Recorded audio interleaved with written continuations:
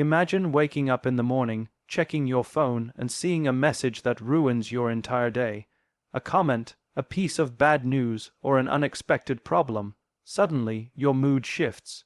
You feel tense, anxious, or even angry. Sound familiar? Now, let me ask you this.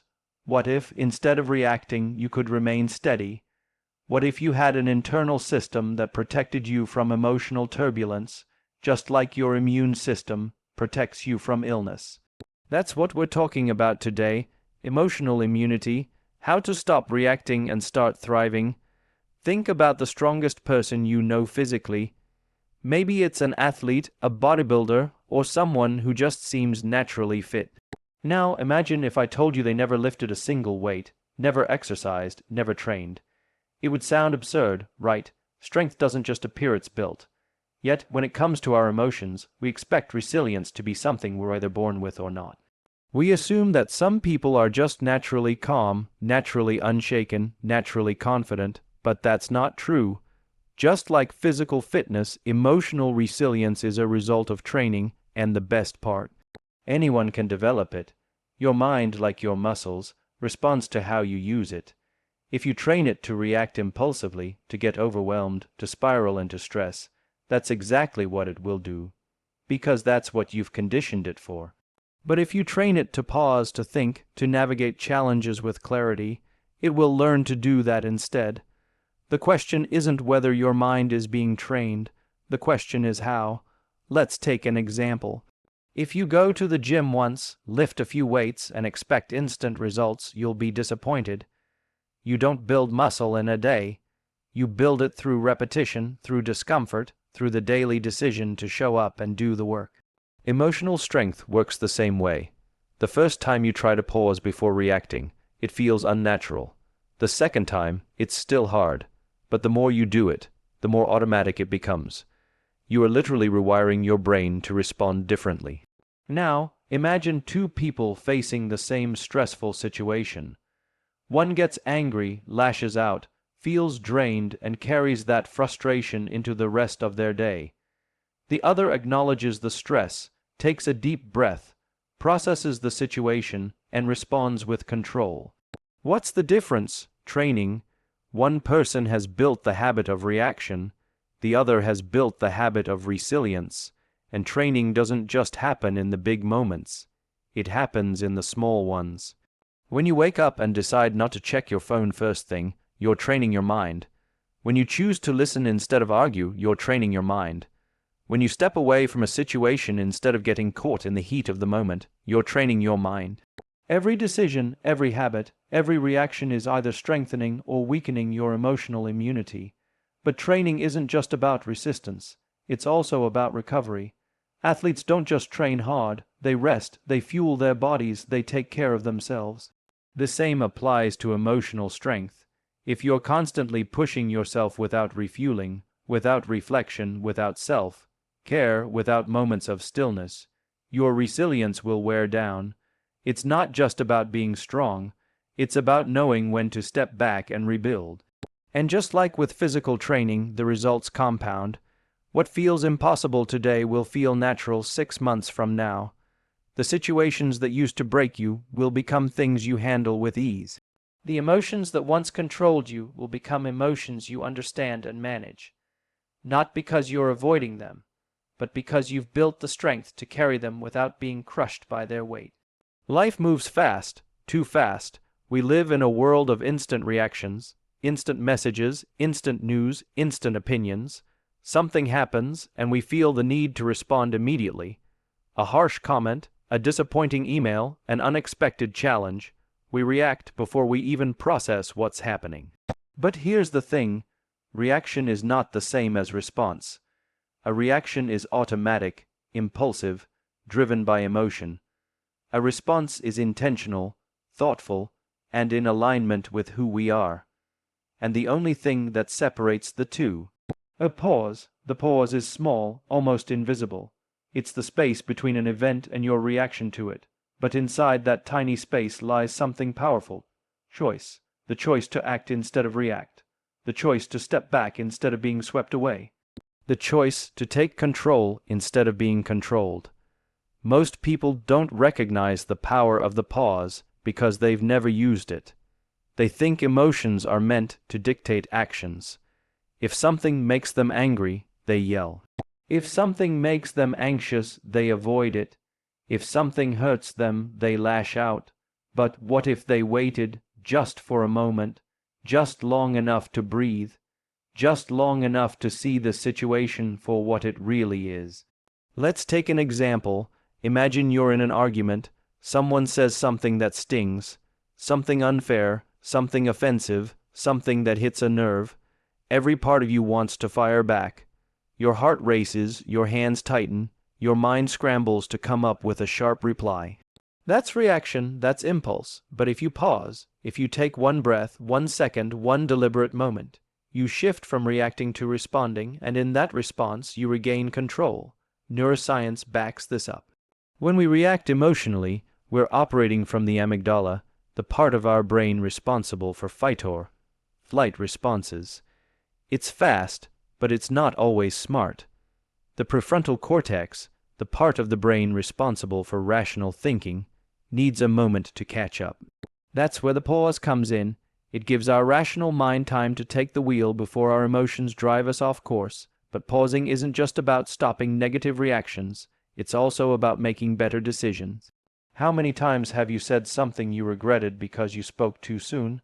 How many times have you made a choice based on fear or frustration, only to realize later that you acted too quickly? Pausing creates space for clarity. It allows us to check in with ourselves, to ask, is this the person I want to be right now? And it's not just in conversations, it's in everything. The pause can stop you from sending an angry email you'll regret. It can stop you from making a financial decision based on impulse. It can stop you from letting one bad moment ruin an entire day. The pause is also where resilience is built. Life throws challenges at us constantly. Stress, disappointment, rejection. These things are unavoidable, but how we deal with them is what defines us. People who react to every hardship as a catastrophe stay stuck in a cycle of stress. People who pause before responding learn to navigate challenges with strength and wisdom. The best leaders, the most resilient people, the ones who seem unshaken in the face of difficulty. What they all have in common is this: they do not react immediately, they pause, they assess. They decide their next step with intention. And here's the key: pausing doesn't mean doing nothing. It doesn't mean avoiding decisions or suppressing emotions. It means creating a space where emotions and logic can work together. It means allowing wisdom to step in before regret has a chance to. We all have triggers: a sharp comment from a friend, a dismissive tone from a colleague, a sudden setback that throws our plans into chaos. These moments hit us like a reflex. We tense up, we get defensive, we feel frustrated or defeated. And more often than not, we let these triggers dictate our mood, our actions, and even our self-worth. But what if we looked at them differently? What if, instead of seeing triggers as problems, we saw them as lessons?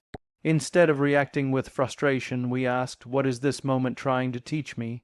This is the power of reframing. Reframing is not about denying reality or pretending everything is fine. It's about shifting the way we interpret situations so that we don't just endure them, we grow from them. It's the difference between seeing an obstacle as a roadblock and seeing it as an opportunity to strengthen our ability to navigate challenges. Let's take an example. Imagine you're working hard on something, a project, a goal, a dream, and someone criticizes it. Not constructive feedback, but something that feels personal, unfair, or dismissive. The instinctive response: anger, defensiveness, maybe even self-doubt. But if you pause and reframe the situation, you can ask, why does this bother me so much? What does this reveal about me? Maybe it shows that you care deeply about your work, which is a strength. Maybe it highlights an insecurity you didn't realize you had, an insecurity that, once acknowledged, you can begin to work on. Maybe, just maybe, there's a small piece of truth in the criticism that could actually help you improve. The situation hasn't changed, but the way you see it has, and that changes everything. Reframing applies to every aspect of life. Let's say you experience rejection. A job application gets ignored, a relationship doesn't work out, an opportunity slips through your fingers. It's easy to see rejection as failure, as proof that you weren't good enough. But what if you reframed it? What if you saw rejection as redirection? What if, instead of thinking I wasn't chosen, you thought maybe I was being protected from something that wasn't right for me?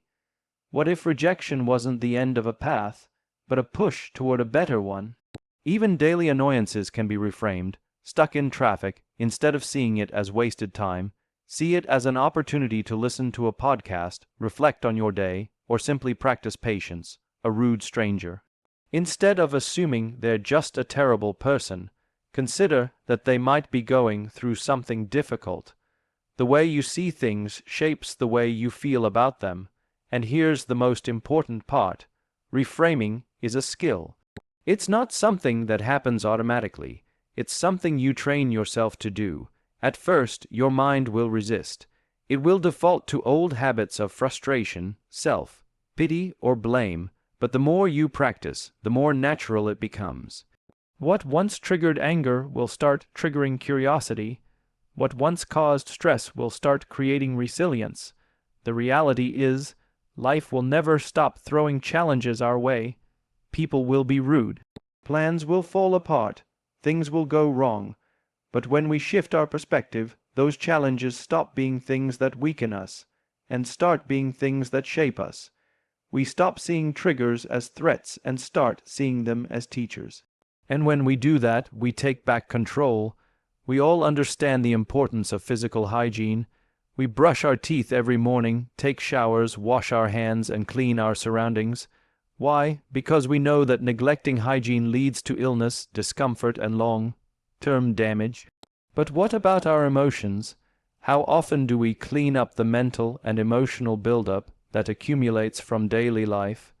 Most people don't have an emotional hygiene routine. They go through their days absorbing stress, negativity, and emotional strain without ever taking time to process or release it. Over time, this unaddressed buildup turns into frustration, burnout, or even anxiety and depression. Just as neglecting physical hygiene leads to sickness, neglecting emotional hygiene leads to instability. Emotional hygiene is the practice of checking in with yourself, processing emotions, and clearing out negativity before it takes root. It's not about avoiding emotions. It's about maintaining emotional health so that you don't become overwhelmed by them. Think about it. If you never cleaned your house, dirt would pile up.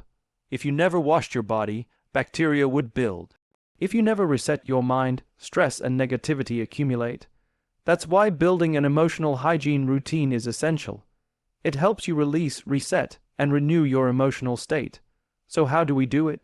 Just like physical hygiene, emotional hygiene is made up of small, consistent habits. 1. Start with self-check-ins. Most of us are on autopilot. We go through the day reacting to situations without ever asking, how am I really feeling? Imagine if just for a few minutes every day you paused and asked yourself, what emotions have I been carrying today?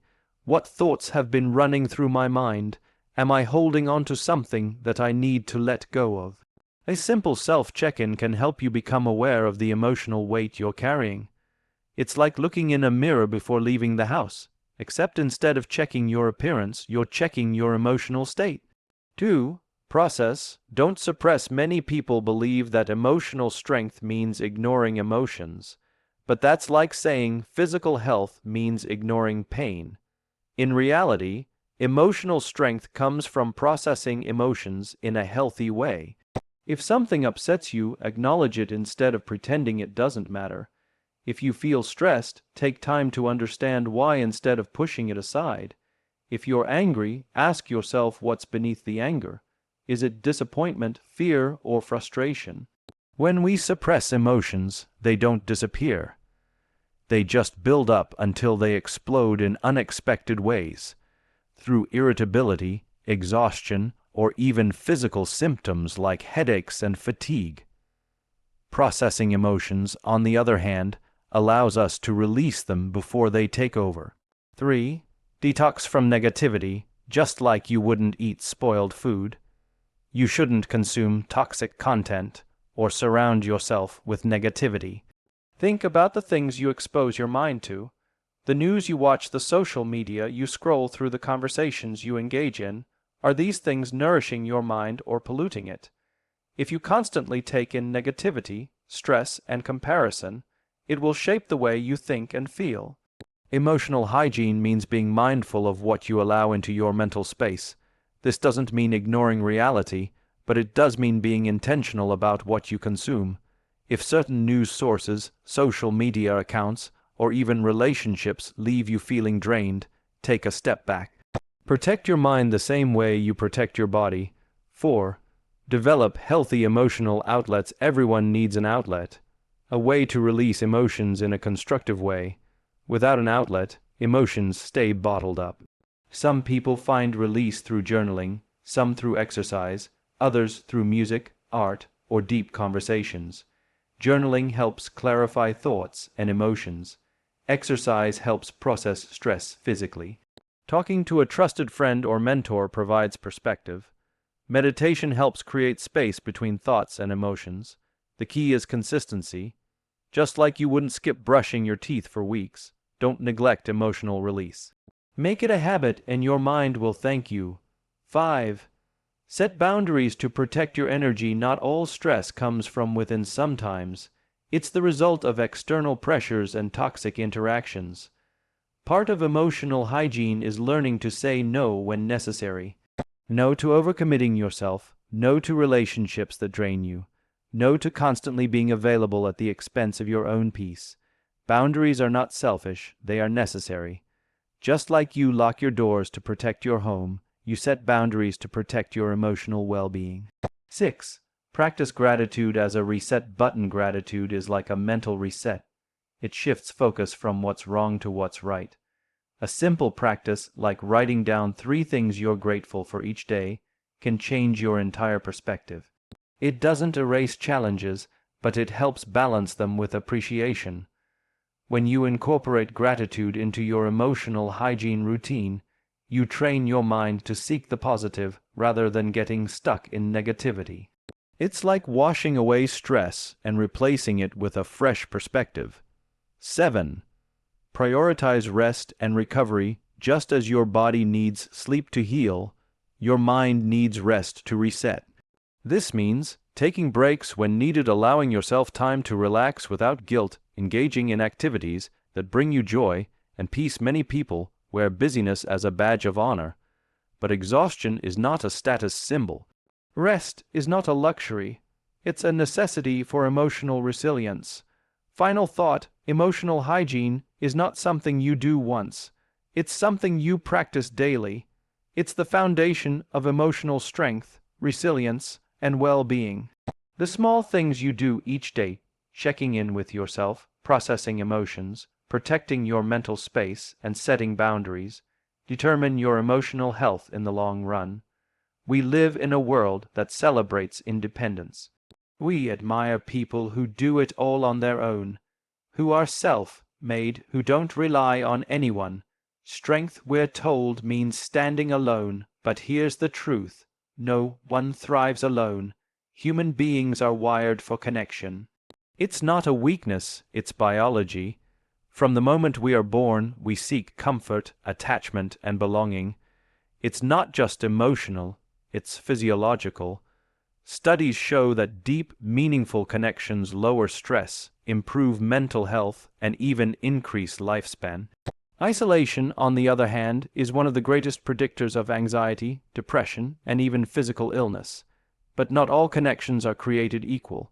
You can be surrounded by people and still feel lonely. You can have hundreds of acquaintances and still lack true support. Meaningful connections, the kind that uplift, strengthen, and sustain us, are built, not stumbled upon. So, what makes a connection meaningful? It's not just about how long you've known someone. It's not about the number of friends you have or the size of your social circle. It's about depth. It's about trust. It's about the people who make you feel seen, heard, and valued. 1. The difference between surface and deep connections. Many people fill their lives with surface-level interactions, small talk, casual friendships, social media likes and comments. These interactions might be pleasant, but they don't provide the emotional support we truly need. Deep connections, on the other hand, are built on vulnerability, shared experiences, and trust.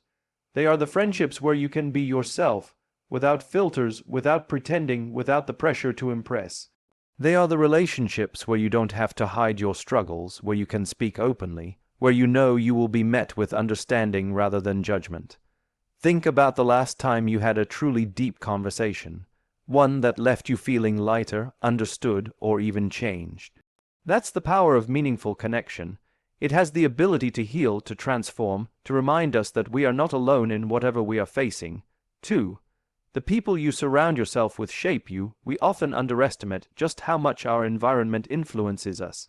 The people we spend the most time with don't just impact our mood. They shape our mindset, our habits, even our potential.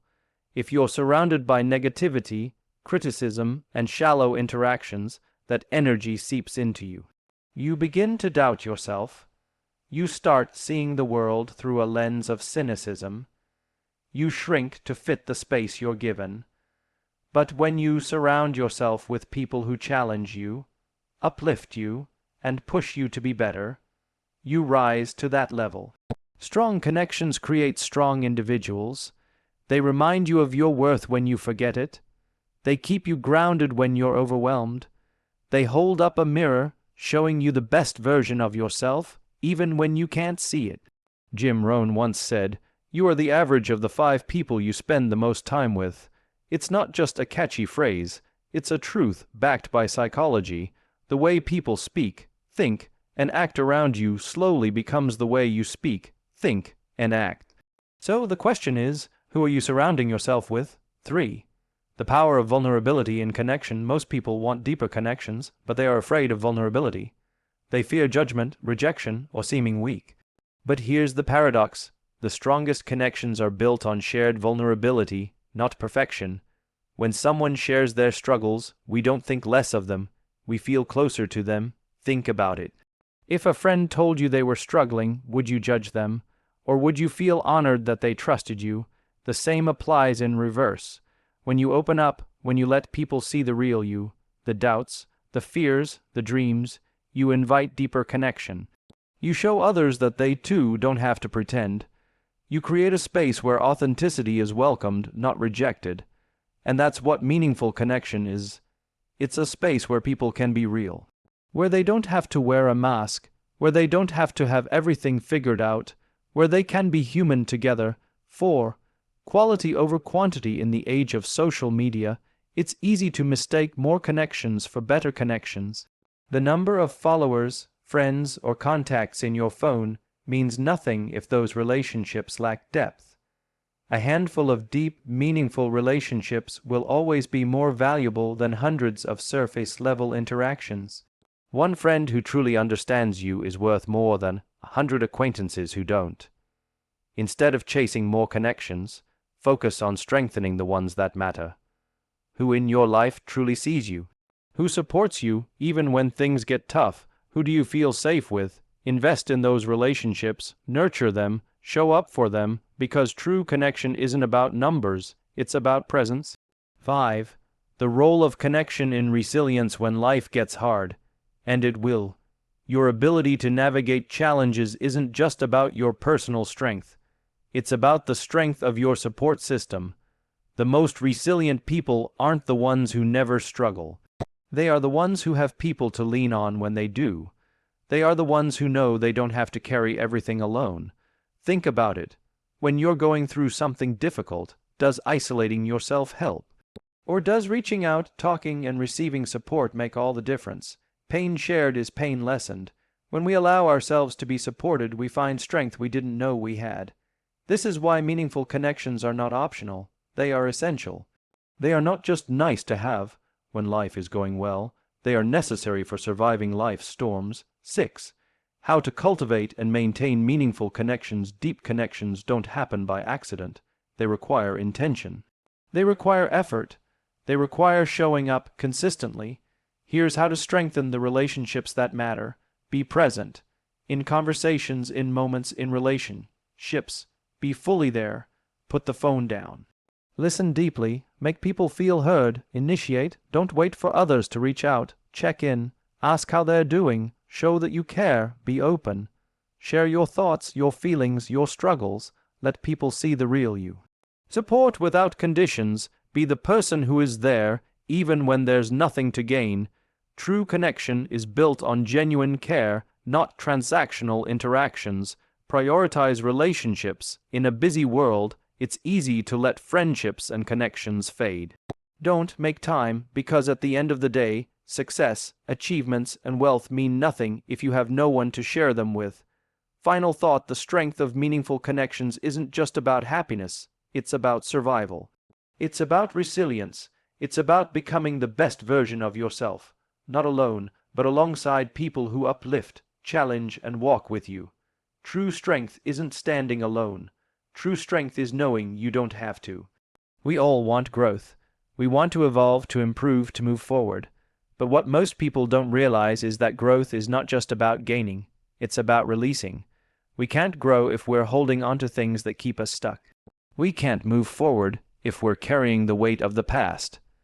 Letting go is one of the hardest things to do, not because we don't want to grow, but because we fear what will happen if we release what's familiar. Even when something no longer serves us, we cling to it because it's comfortable. A toxic relationship, an outdated belief, a painful past, or even an identity we've outgrown. These things feel like a part of us. And the idea of letting them go feels like losing a piece of ourselves. But here's the truth. Not everything we hold on to is meant to come with us into our future. 1. Letting go of limiting beliefs. The stories we tell ourselves shape our reality. And too often, we hold on to beliefs that limit us. I'm not smart enough. I'm not good enough. I could never do that. These beliefs don't come from nowhere. Maybe they were planted in childhood. Maybe they were shaped by failure. Maybe they were reinforced by negative experiences. But just because they feel real doesn't mean they are true. Imagine carrying a heavy backpack everywhere you go. Every limiting belief is a stone inside that backpack. Every self-doubt, every fear, every insecurity. It all adds weight. And the longer you carry it, the heavier it gets. Now ask yourself, what would happen if I started taking those stones out? Growth begins the moment we challenge the beliefs that have kept us small. The moment we stop saying, I can't, and start asking, what if I could? The moment we stop defining ourselves by our past and start creating a new future. Letting go of limiting beliefs isn't easy. It requires us to unlearn, to reframe, to rewrite our internal dialogue. But once we do, we open ourselves to possibilities we never thought existed. 2. Letting go of the fear of change. Most people fear change, not because change is bad, but because it's uncertain. We are wired for stability, for familiarity.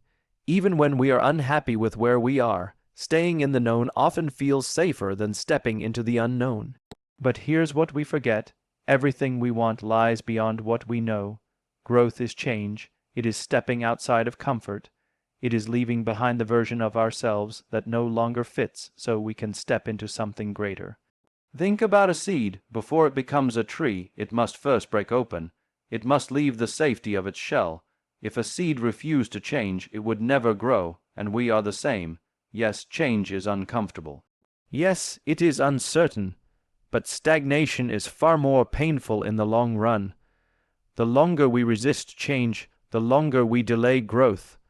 And the longer we hold on to the past, the harder it becomes to step into the future. 3.